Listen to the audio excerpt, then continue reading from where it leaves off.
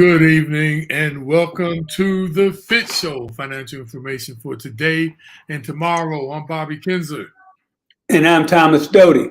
and we are the FITT Show, helping our people get their finances in shape. Welcome everybody out there in social media, virtual world. Here we are, another day of an action-packed show with full of information. We got 20 pounds of knowledge in a 10-pound bag, okay?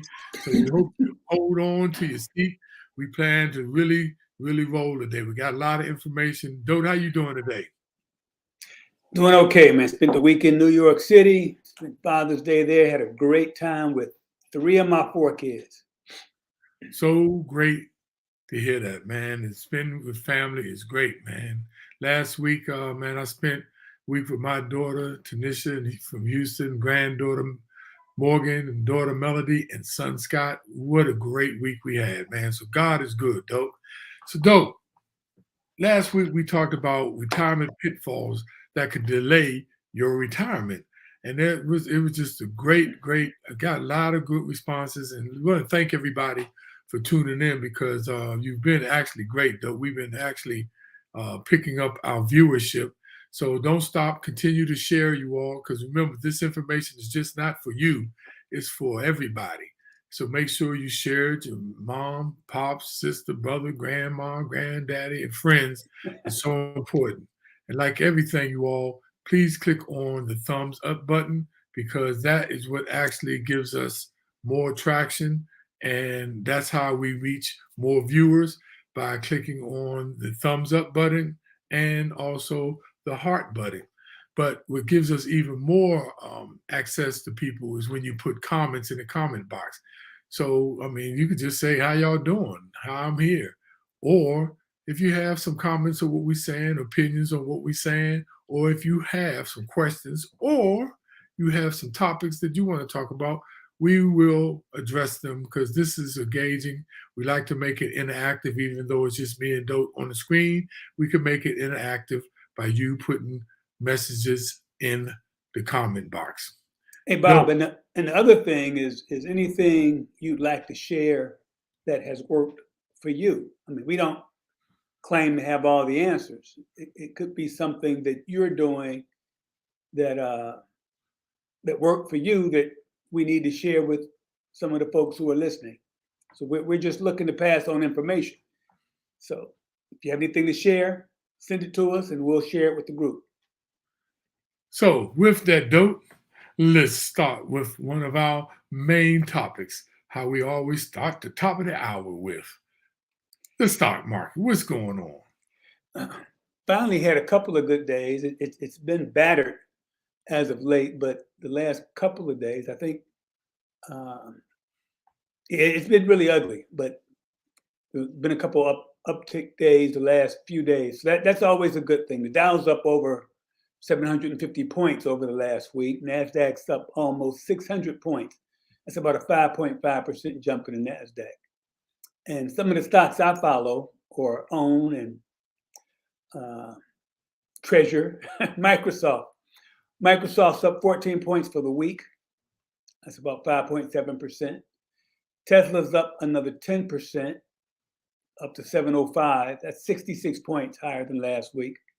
Apple's up to 138, about a 6% jump. And Pfizer's up 3 points or 6%.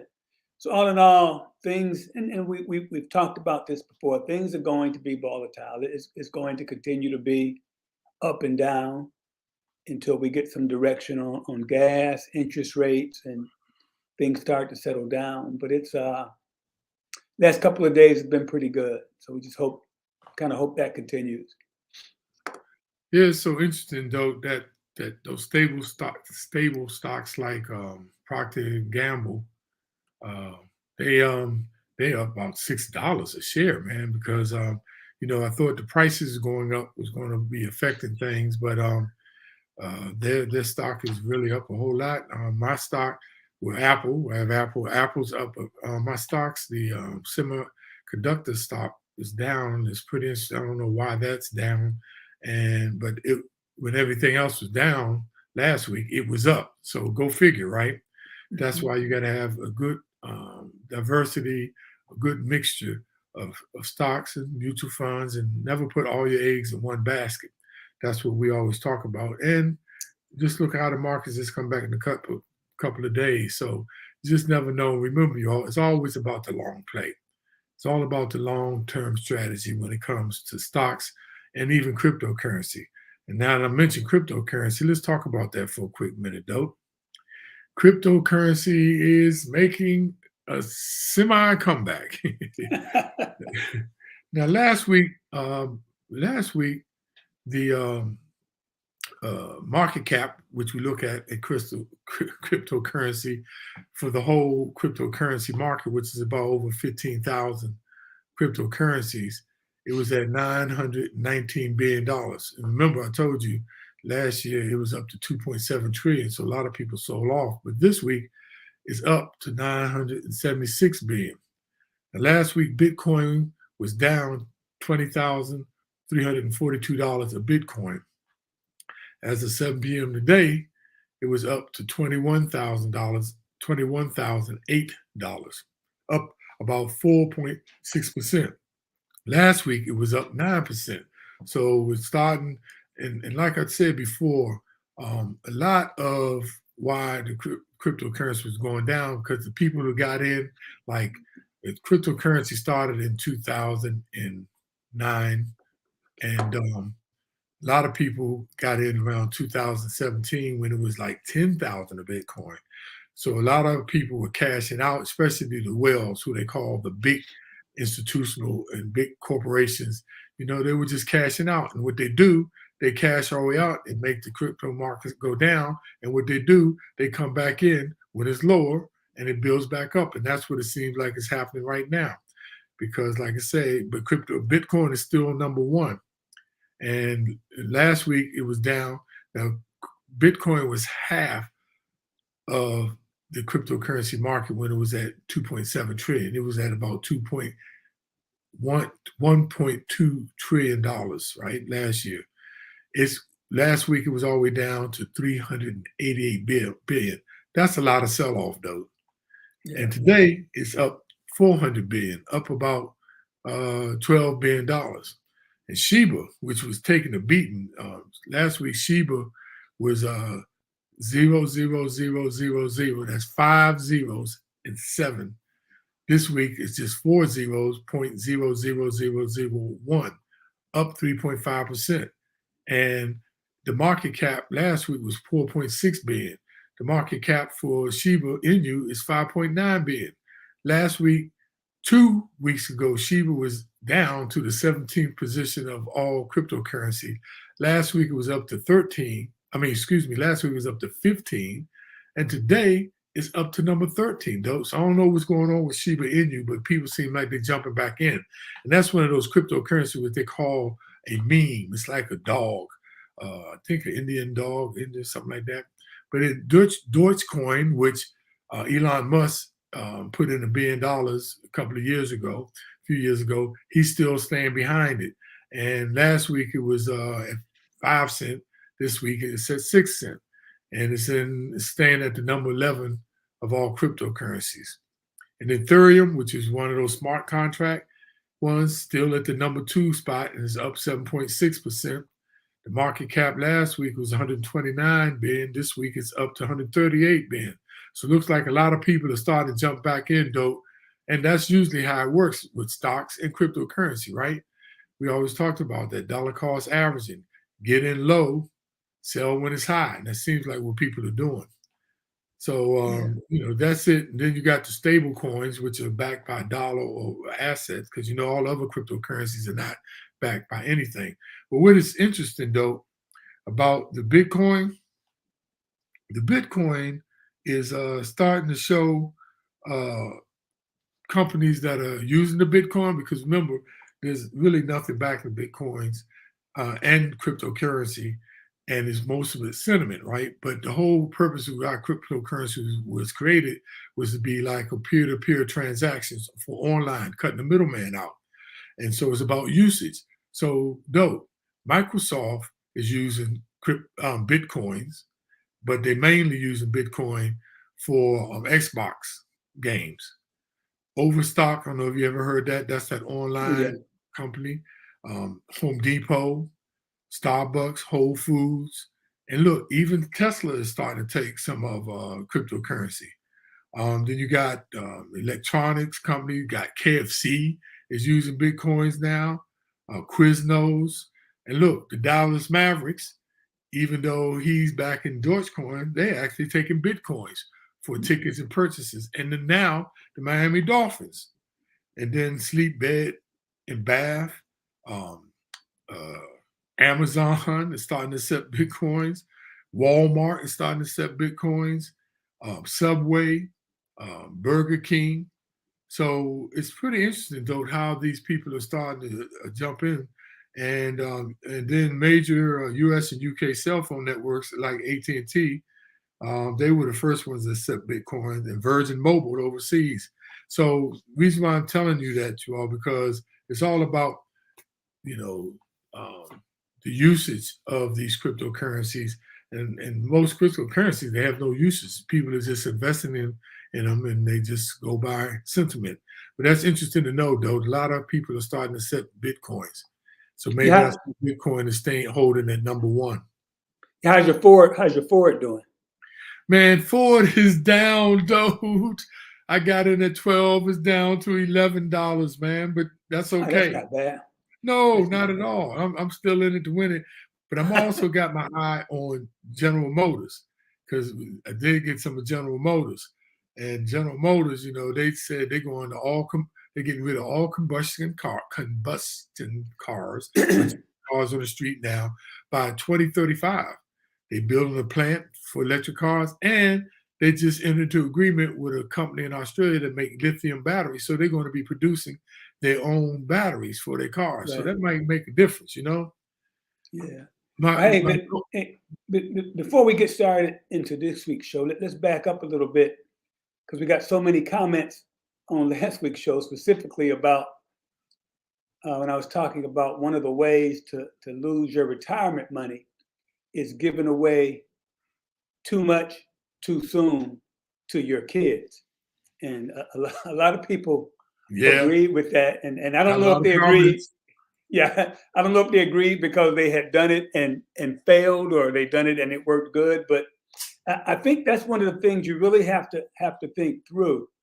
And a lot of people, it's one of those things. A lot of people talk tough. Well, I'm not giving my kids anything. But then when push comes to shove, they always do. And the only reason it can hurt you is you're kind of at the end. You don't have much time to recover from a financial setback. For your kids, they got their whole life to figure it out and make up for whatever it is they lost at an early age. But you at 60, 65, 70, 75 and on up, you don't have much time to recover. You shouldn't be investing as risky as your kids are. So your rewards are going to be lower. So it's something you need to think long and hard about before you do. And just bear in mind that we've talked about how the average age, longevity is increasing. So you don't want to give away too much too soon, and you end up short. That's one of the ways to go through your retirement money. So now we know this topic we covered last week, but before we get into our main topic about credit cards, we're not going to leave you hanging. Okay, now passing down your financial know-how is an important job for your parents, grandparents, aunts, uncles, but it's easier said than done. Financial literacy can mean different things to different people, so it's important to meet the next generation where they are, not where you like them to be, but where they are. Now, this week, as me and Dope, we always get information from different sources, and once again, we pull in information from um, Kiplinger, and we also this week pull in information from NerdWallet. So if you want to get out there and get some of this information, the background, go out there on those sites and check it out. So now we know this when we talk about our kids, and before we get into the subject, Dope, what should the people do about teaching their kids about money? Well, the first thing you got to do is communicate and collaborate on money matters. Engage your young ones. This is something you can start at a very early age. Bring out the topic, get them talking about it, get rid of the anxieties they may have about the issue, and just have conversations. Talk about what they want to buy, what they want to save for. Do you give them an allowance? Is that enough to save for what they want? If they say it's not enough, sit down and explain to them why it's not, or why that is the amount you should give them.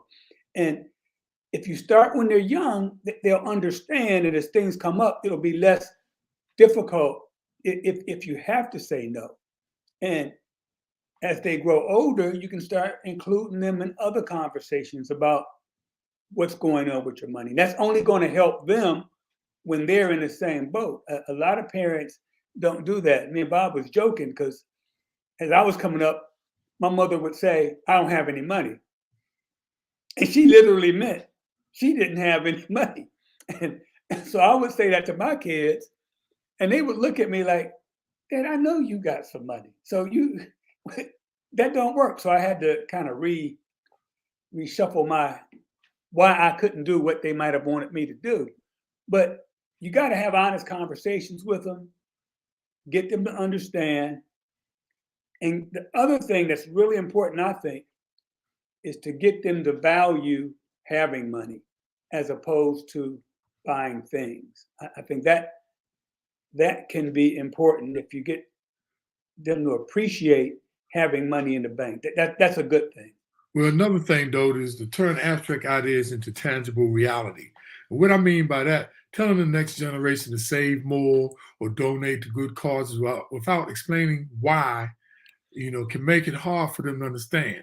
So explain your own why, because your financial decisions make these concepts more personal and therefore more memorable.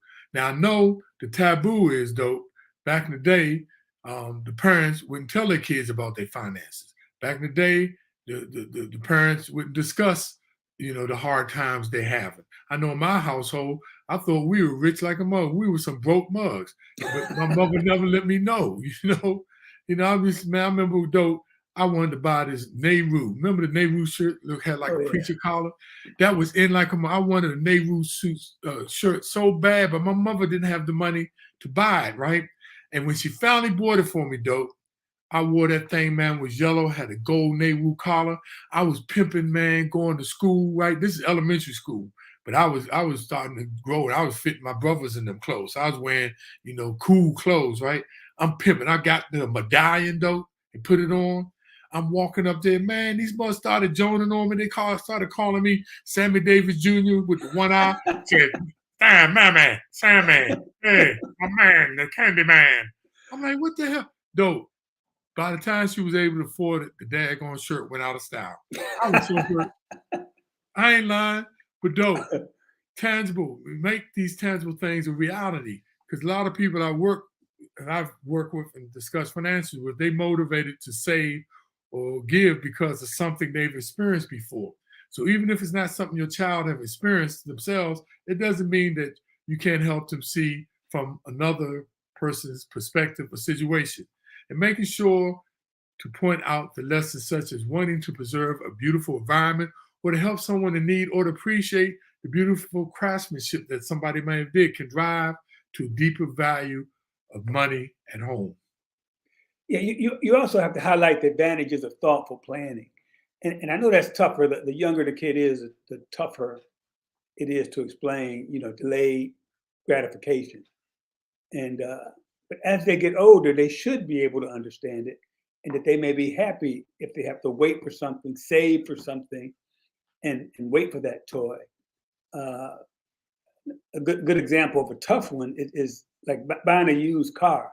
The more you save for it, typically the better car you get. Theoretically, it should have less maintenance, and so it's better to kind of wait till you can get something decent. But oftentimes, you go out and get something just to get something, and it's usually a rust bucket and ends up costing you more in a long term. So get them to think about what they want and really try to force that delayed gratification, waiting, saving, thinking it through. I think that'll help them down the road make sound decisions. Another one, though, is help them learn better with incentives. Now, there's been surveys that said, the central tenet of economic theory is that incentives influence behavior. Let me give you one. The majority of employees say an employer 401k match plan was the reason they started saving for retirement. So by offering your loved ones a similar way to grow their savings faster, they can learn with good behavior that will hopefully stick with them for life. And simultaneously, this is a way to instill appreciation of, for the hard work as well. Now, you can choose to give your kids, an allowance, or you can make them earn their allowance, not make them. But that's what I do with my young daughter. She has chores, and I pay her for doing the chores. So you can also reward them more for a job well done by using this particular incentive. Yeah, that's funny, Bob, because I never paid my kids for doing chores. I figured, hey, you live here too. You gotta contribute to the house. But that just goes to show a lot of different approaches work. But you got to have those conversations. I think that's the important thing. You got to have those conversations, and that's really what it's about. And as Bob mentioned before, our parents didn't talk about money. Only conversation we hear about money is we don't have any. That's mostly what it was. And so you have to learn those things the hard way. But if you have those conversations with the kids, you can get them on the right track sooner. And the last thing I want to mention, and it's kind of the toughest out of all the things we've talked about, is transforming those mistakes into teachable moments. And sometimes you have to let them make a decision and then live with the consequences. And that's always tough, especially if you have money. It's so easy to want to fix or bail out whatever situation that comes up that doesn't go their way. But it's that old saying, you can learn by listening or you can learn by learning. Learning by learning is one of the best ways to learn. To make a mistake, live with the consequences, and you probably won't make that same mistake again. So we just wanted to close this because of all the comments we got about that particular point of not giving away money too soon. To your kids. To your kids, yeah, not giving away money too soon or too much to your kids.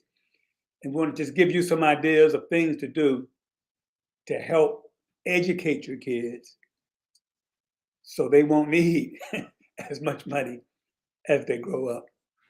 And though I just want to make this point about my mother, right? My mother had 7 kids. I'm the youngest of 7.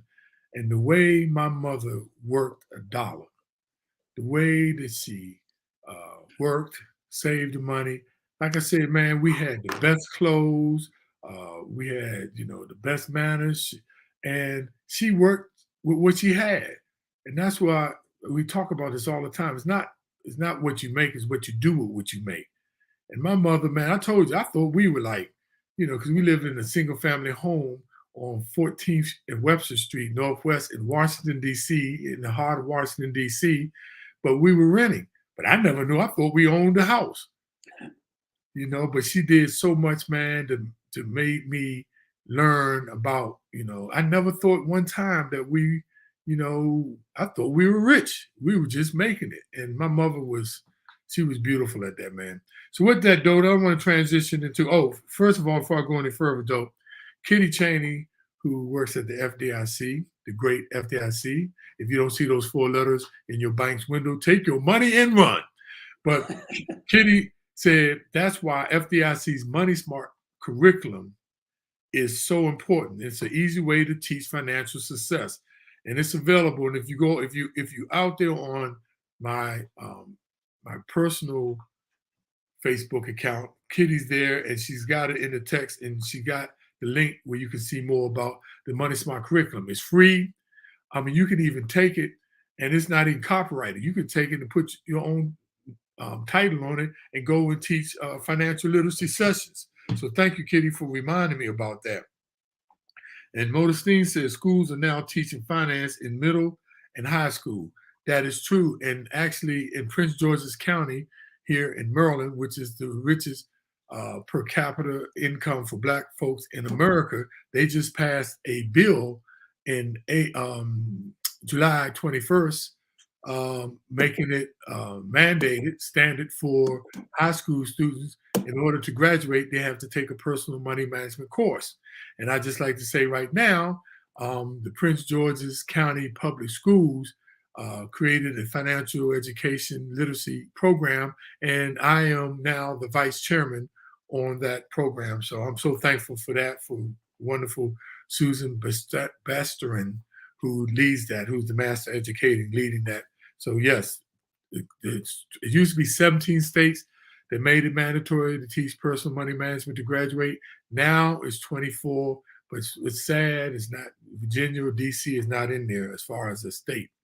But anyway, hey, Bob, the only thing weird about that is, they're probably teaching a one size fits all. And even in my 4 kids, they're all are successful financially, but they all are so different in how they approach finances. So that's another reason I think it's good to have these conversations with your kids, because you know them, you know how they think.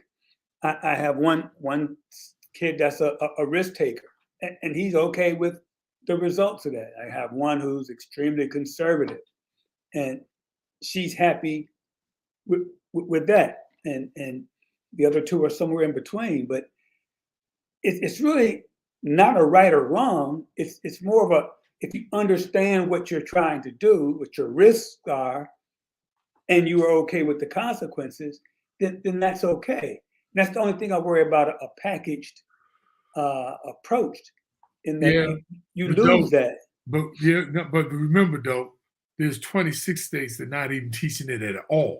So and really, and they just teaching the basics, and the basics are for everybody. You're right. You're absolutely right. Money management. I get what you're saying, but to get this far, like I say, up to now, it was only 17 states doing it. So I get what you're saying. But though, let's get into our main topic, man. Okay, dope. How to pick the best credit card. We want to talk about credit cards, y'all, because we noticed that the Federal Reserve is raising interest rates, and that affects credit cards too. So we wanted to talk to you today about credit cards so that you can understand and don't make the wrong mistakes when using a credit card, and understand about picking the best credit card for you, because every credit card is not for everybody. So let's start off with one of the first things that you must consider. You need to check your credit. Find out what credit cards offers you might be eligible by checking your credit score. Obviously, the better the score, the better your chance of being approved for the card. And among ways to check your score, you can go, the 3 major credit bureaus, right? But they do sell your credit score. But you have people like Nerd Wallet, which you can go out there, and they offer free access to credit scores. And there are other credit cards that actually allow you to get your credit score, but make sure the credit card is right for you. But first, you must check your credit. And if the number isn't what you expected, check your credit reports to see what's causing the problem. You can then start figuring out ways to improve it, from changing your spending habits or disputing the error on your reports if you need to. A lot of people don't even realize that they got errors that's been on there.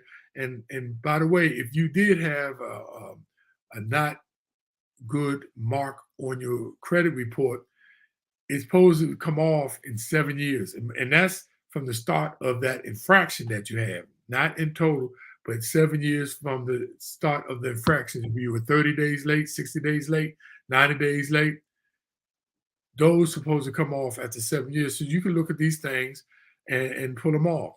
So federal law entitles you to 1 free copy of your credit report from each of the 3 major bureaus every 12 months. Get your free reports at annualcreditreport.com. It's federally authorized site. Yeah, and probably the best way to do that is get one every 4 months from one of the bureaus, because typically they should be the same. There may be minor differences, but that way you every 4 months you can get an update for free of what's going on with your credit. Next thing you got to do is identify what type of credit card you need. 3 general types of credit cards. There's cards that help you improve your credit when it's limited or damaged, cards that can save you money on interest, and finally, cards that earn rewards. The best one for you is the one that meets your specific needs, okay? If you don't travel, obviously, I don't care how good the travel card is, it's not going to help your bottom line. It's not going to improve your financial situation. So if you want to build or rebuild your credit, either a student or a secured credit card is good for you.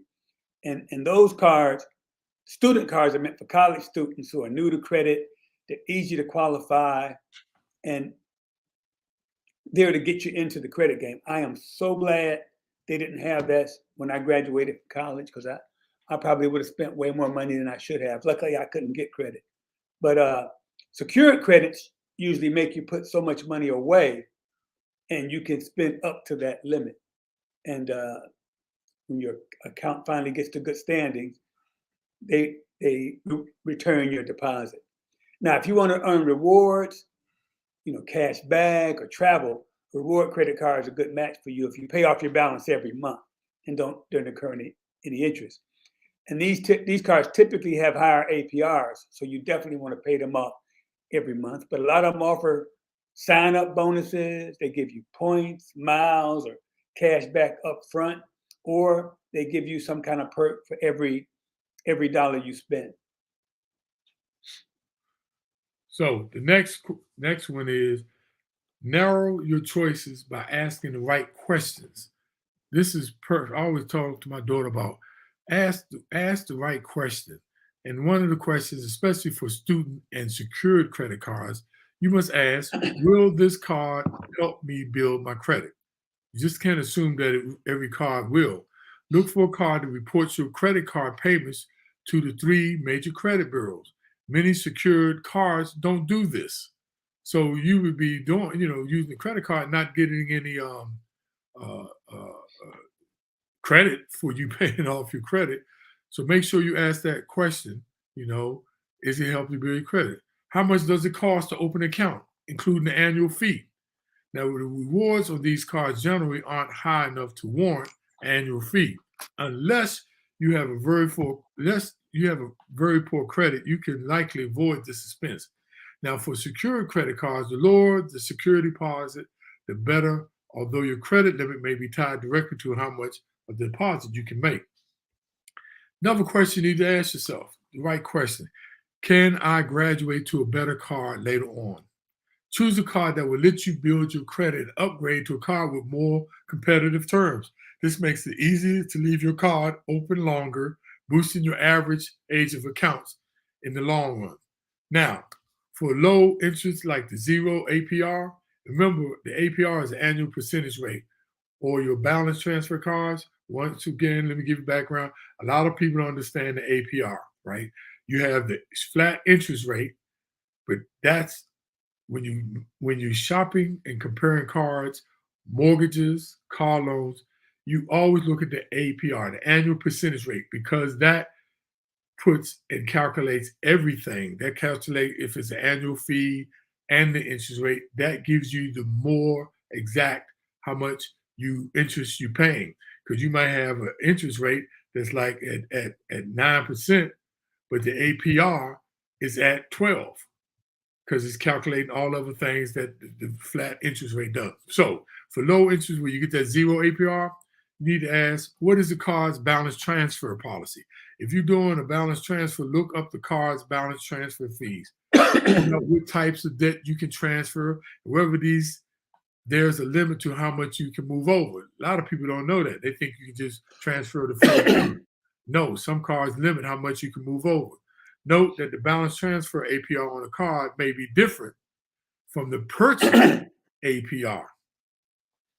So for rewards, travel, and cashback cards, you need to ask the question, how do I spend my money?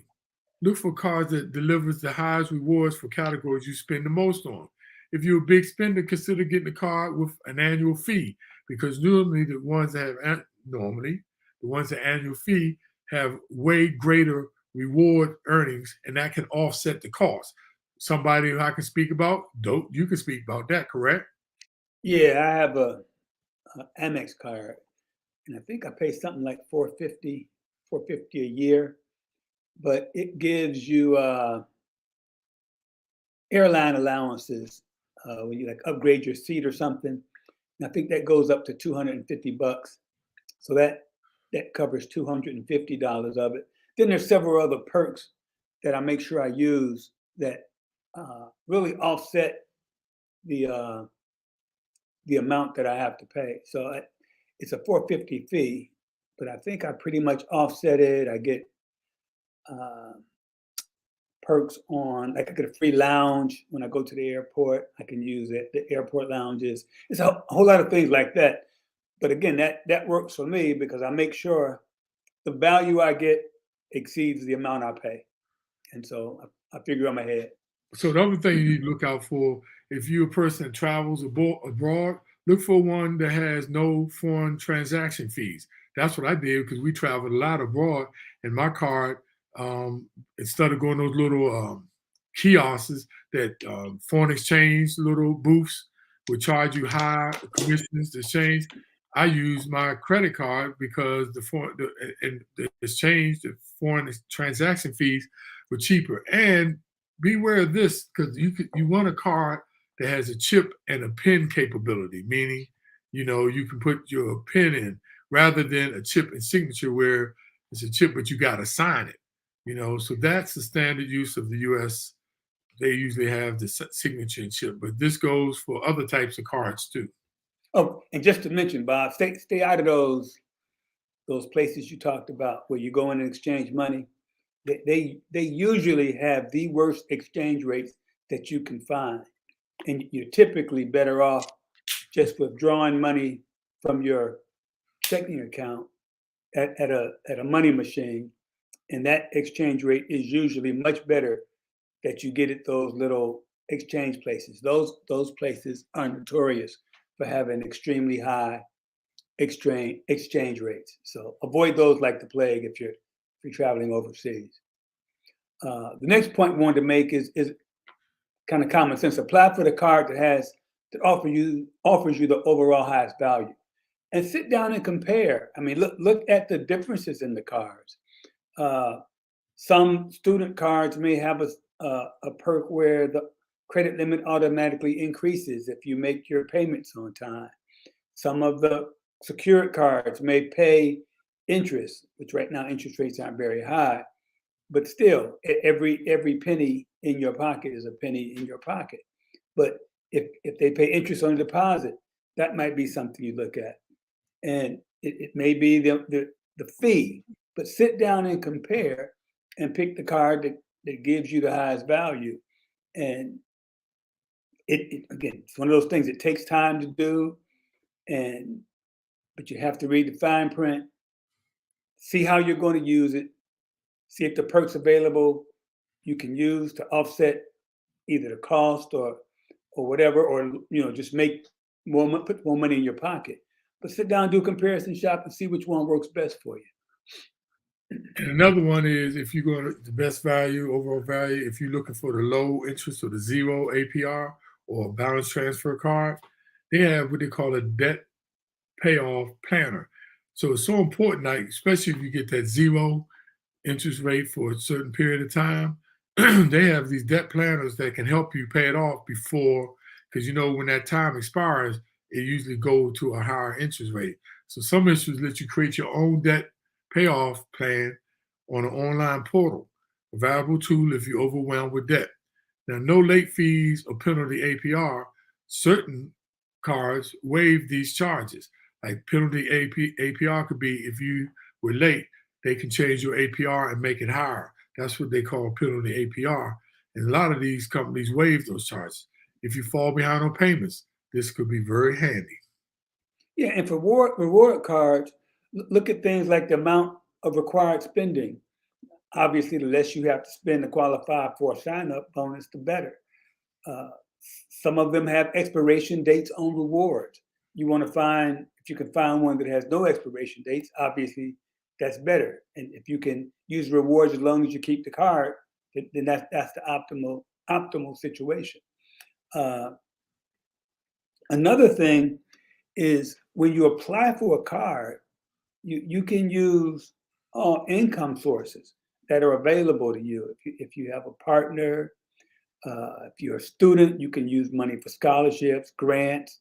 You can use allowances for parents, anything that would increase your income, which is going to give you a better chance of getting a car with lower interest rates and things of that sort. If you're a spouse or partner, you can use their income. I even had a situation where my son I put him on one of my credit cards. If you don't trust your kids, don't do this. But just to give, then he gets kind of grandfathered in to the longevity of the time I had that card. So I'd had that card for maybe, I don't know, 15 years. That goes on his credit report as he's had that card for a long time. So all those things help. Yeah, so you found the best credit card. What's next? Now, choosing the best credit card is an important decision, but don't stop there. Use your credit card the right way and the best way to get the most out of your money. The credit card you choose should help you achieve your financial goals in the most affordable, efficient possible way, whether you're trying to build credit, borrow money, or earn rewards. Don't settle for less. Okay, Bob. Now that you got the credit card, let's run through some of the mistakes to avoid when using your credit card. And the first one, when we talk about a reward card, is botching the bonus. Okay, if a new reward card offers you a sign-up bonus, then make sure you meet the requirements. If you have to spend $1,000 on the card in the first 3 months, or you won't get the $200 bonus, make sure you spend that $1,000. Okay, and if try to hit that minimum required spending as soon as you can. Again, you don't want to blow your budget by doing it, but you want to make sure you hit the requirements to get whatever it is you want that you're trying to get. And if you have a 0% interest rate, pay attention to the deadline, because a lot of them, if you end up not missing that date and forgetting that it's not interest anymore, some of those, especially on those 90 days same as cash, they go back to the beginning and charge you interest from the beginning. So again, put the date on the calendar when it expires, when your no interest expires, or when that 90 days same as cash credit card expires, so you don't miss those deadlines and end up having to pay interest for those. Another mistake, people be skipping the new card logistics. What does that mean? Getting online access. I know a lot of people are still, especially older people, they're afraid of the internet and being online. But if you sign up for an online account and download the app, something fewer than 2/3 of cardholders do this, according to the most recent data from the Consumer Financial Protection Bureau. If you already have a card by the same issue, you can probably, add on to the system and merge it and have one login. Add to your digital wallet. If you like me, got an iPhone, log the new credit card into your most used digital wallet, like Apple Pay or Google Pay. That way you can use a card from your smartphone with wireless checkout readers. 1/3 of cardholders are using mobile payment services these days for their credit card. So, this is just another easier way for you to be able to, do your transactions. But the only thing about putting in your digital wallet, you got to be disciplined, because sometimes having it digitally, actually, it's more convenient and it causes you to spend more. But if you're disciplined, it can be a good tool to use. Yeah, it's very important that you adjust your account settings. You not only have a new card, but you also have a new account. Customize your settings. Set it up so your auto pay comes out on time, that you have paperless billing, so you don't have a credit card statement in the mail that somebody can grab. Make sure you set up your alerts so when a purchase is made, you get a text or an email, set due date reminders, use all the features that are available to keep you on top of your credit card account. And many accounts let you change your billing date so you can make it when you get paid or however that works. And find out if they have any associated programs that you can take advantage of. Like for credit cards, like some of them will pay for TSA, some of them will pay for global entry. You know, you might have to sign up for a new account to get access to airport lounges or travel loyalty programs on something associated. But read the fine print, make sure you get everything that's available. And one thing you can not worry about anymore is signing the card, because with the chips, don't nobody look at the cards anymore anyway. So Yeah, that's true, isn't it? Hey, another one mistake that people make is bungling bonus categories. If your reward card offers extra points or cash back for purchases at supermarkets, for example, you might be bummed to discover that it doesn't have Costco purchases that don't qualify. Sounds like a catch, but it's typical with credit card categories because merchants identify with certain codes. So think about putting them together. And once again, aren't you another person that does that in a big way? yes, I do, man. I do, and it's funny because it gets a little crazy sometimes, because my Amazon card, I get 5% in Amazon and Whole Foods, so I make sure I use that one there. When I buy gas, I use my Costco card because I get 4% there. Then for my airline tickets, I got my American card. Then my Amex card is my Hilton card. So it's a little bit to keep track of, but it just takes discipline. And being that I'm an accountant, and every penny matters to me.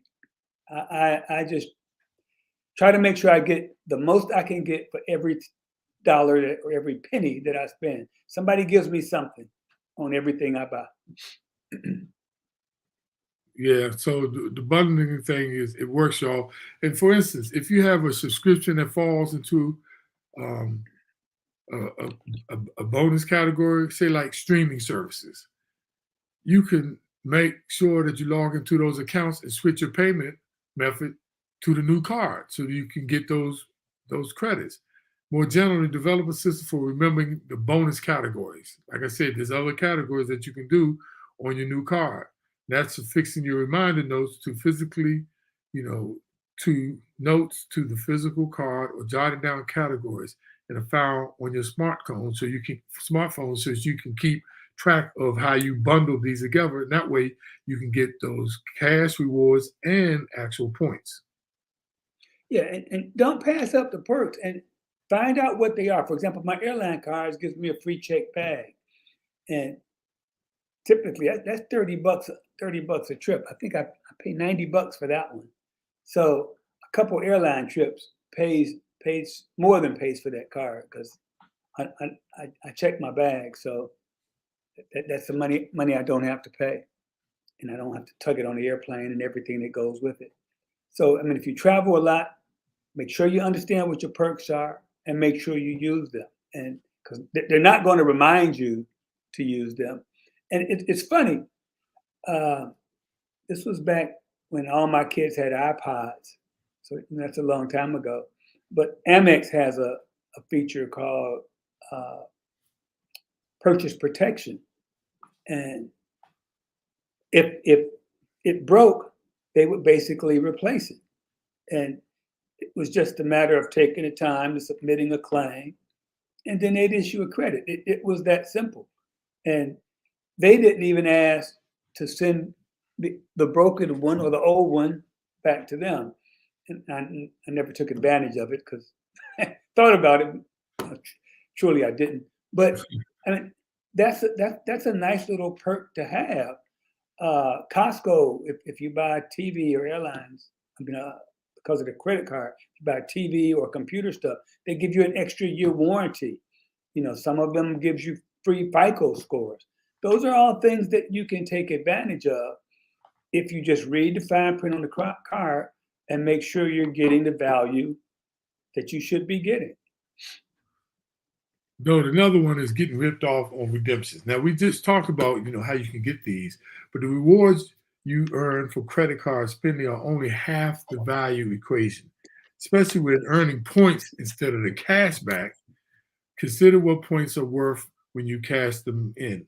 For most cards, aim for a penny per point in redemption value. That's how they can rip you off sometimes on what you're really getting, the value you're getting. Some cases, the point values for merchandise like gift cards and pay with points, like on Amazon, aren't great values. They offer less than one cent per point. There's other things out there. There's tips out there with travel credit cards. Consider transferring your points or miles to other loyalty programs. You could do that. It's how a lot of credit card enthusiasts get the oversized value for the points or their miles. And the other thing that I take advantage of is discounts. At the Amex card, every month they send me a list of offers, and a couple that I've used. You spend $100 at Lululemon, they give you $25 back. If you spend $125 at Untuck It, they'll give you $30 back. But every month I look to see what offers they have, and if it's anything that I'm going to use, then I make sure I take advantage of those.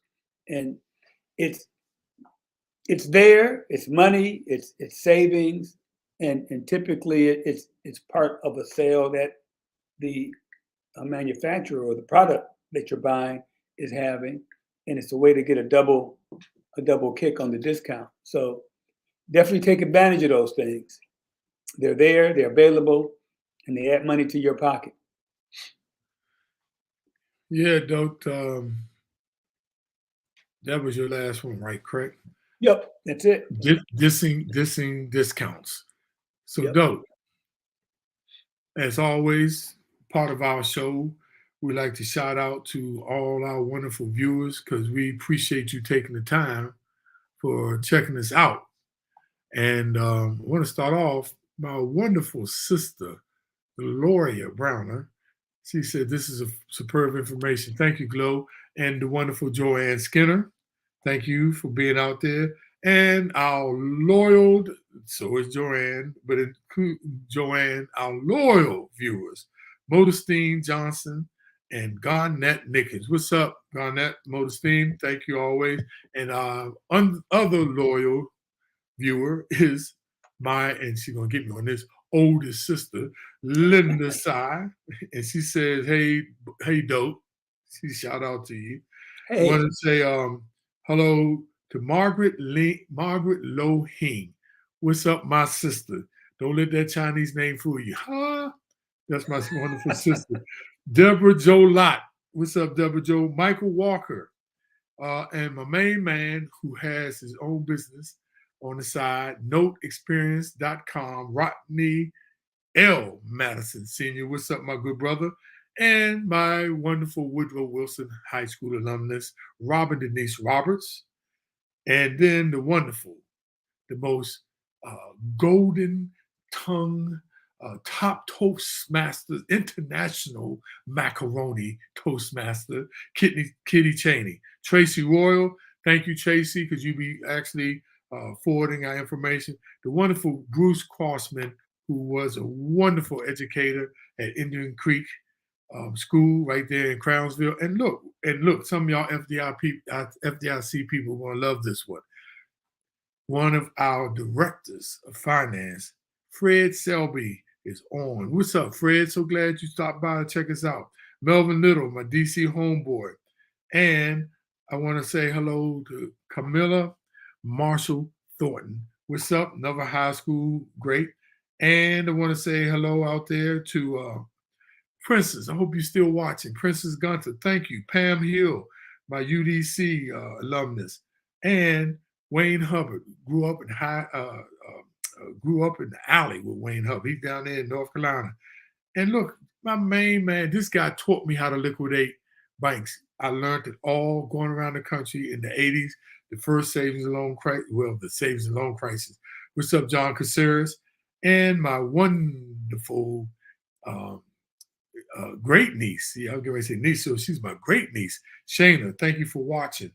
And for everybody, it's so great, dope. So let's take it to the video, dope. Let's go and take it, bring it home with summaries and takeaway. We know we gave you a lot of information, so we want to bring it home and summarize it in some short and sweet ways. So one of the first ones is set yourself up first before your kids. I know we talked about credit cards, but on the top, we talked about teaching your kids. No, it's very important, you all, that you take care of yourself first and learn the things you need to do before you pass it on to your kids. It's so important. Set yourself up first before your kids. Yeah, next is pick the right credit card for you. And when the right one is the one that has minimal cost to you and maximum value, the one that you're going to use and the one that you're going to not overuse, because you don't want to get crossways with your credit. And remember, we talked about ask the right questions. I mean, that's the right questions on rewards, on penalty fees, annual fees, transfer balances. Make sure you ask a question. Students, if you got secured credit cards, ask, are they really reporting them to the credit bureau so you get credit for your using the credit card? You must ask the right question, you all. That's how you get informed. Just don't take it face value.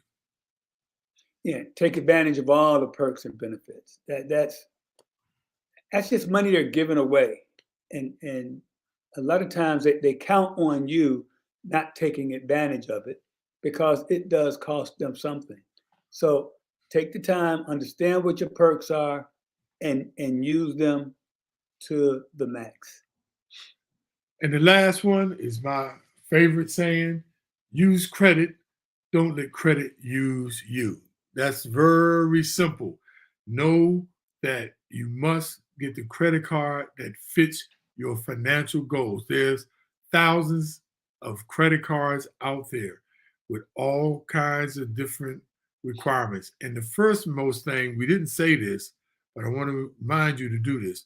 You must always read the truth in lending statement, because that's in the fine print, tells you what the APR is, tells you what the penalty APR is, tells you what the late payment fees are, tells you if you go over your credit limit, how much they can change your interest rate. You must read the truth in lending statement to all credit cards. And I know y'all seen it because it's all really long and they got all this fine print, but you, like me and Dope, always talk about, know, just like we talk about investments, know what you're investing in. Same with credit cards. Know what the credit card you have.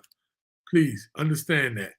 So with that, Dope, we come to the end of our show. It's been a wonderful time, everybody. Thank you, everyone, for staying in. And oh yeah, Kitty want me to thank Sandra Thompson. Dodie used to work for the FDIC. She was over a lot. She was over a lot of assets, but she had just become the director of, and let me make sure I get this right, the Federal Housing Finance Agency. And they are the ones who oversee Freddie Mac, what am I forgetting about? Freddie Mac and Fannie Mae. And that's over approximately maybe $4 trillion worth of mortgage loans. She's the first Black, first of all, I think she's the first female, but then she's the first Black female to lead that agency. It's a small government agency, quasi-government, but it's a major. So congratulations to Sandra Thompson. What's up, Joe Finelli? Glad you could join us at the last bit. So thank you, everyone. Make sure you check in and share this information, and you can go back and look at our archives on other shows that we have, or if it's something here you want to remind yourself of, go back and check it out. You can do that on Facebook Live, and you can do that on YouTube. And before I forget, make sure you click on the like button and subscribe to our YouTube channel, because that helps us increase our viewership also. So thank you all. Dope, any more final remarks before we leave? Nope, we did it. Another great show, Dope. Thank you so much for your knowledge, man. I'm telling you, that head sometimes just be exploding with so much information. So you know I was going with that. I was going to get you back on the head. No. But anyway, No. look, y'all, have a great evening and check us out next week. Same here, same bat channel, same bat place, 8 p.m., The FITT Show. Financial information for today and tomorrow. Share